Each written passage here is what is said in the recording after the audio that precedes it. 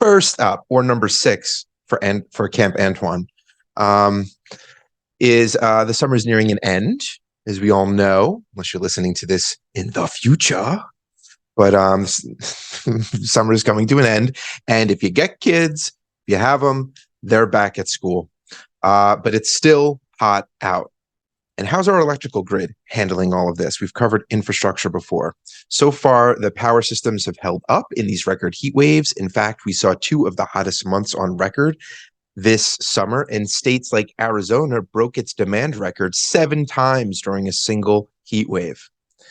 But this offers no guarantee that the utilities will always be able to keep up with this heat and keep the lights and air conditioning running, especially as the climate continues to warm, which is what the experts are telling us will happen. And who are we to doubt them when they've been right so far? So how did the electrical grid manage to stay running, you may ask? Well, there were new wind turbines, solar panels, and brand new batteries to store more energy. Those all played a major role in being able to keep up with the demand, prop up the grid on the hottest days of the summer. But no one can deny that natural gas and coal plants remained a bedrock, and we've covered that before.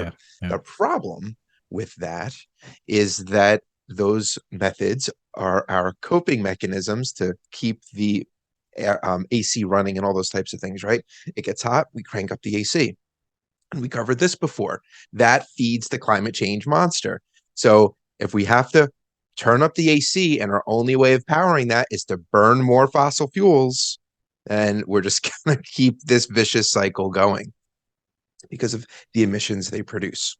And we have to, because we're migrating to parts of the country that are in hot zones. So it's if we're going to continue to live in places that are going to continue to climb in terms of the average temperature, then then you're going to be caught in this vicious cycle, because we're not going to sacrifice, we're not going to help people relocate and maybe do something different with these heated up zones. I mean, people have to be able to live wherever they want to live, and so what if it's a flood zone or a hurricane alley or on the side of a volcano? It doesn't matter. It really doesn't. This is, we got to be free. You can't tell people where to live, and it's they want to take on the responsibility of whatever happens if a natural disaster comes their way. I mean, that is until their governor usually requests aid via taxpayer. Usually there is something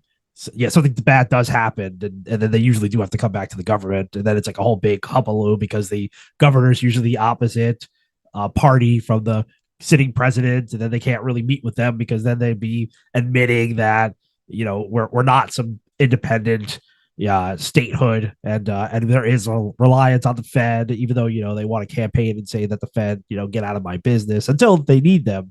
Anyway, you keep going. You keep going. I mean, I digress. You continue with this one. Yeah. So people are living in hot zones, and they're running their AC. It's okay. Yeah. It's cool. It's fine. We're all gonna die.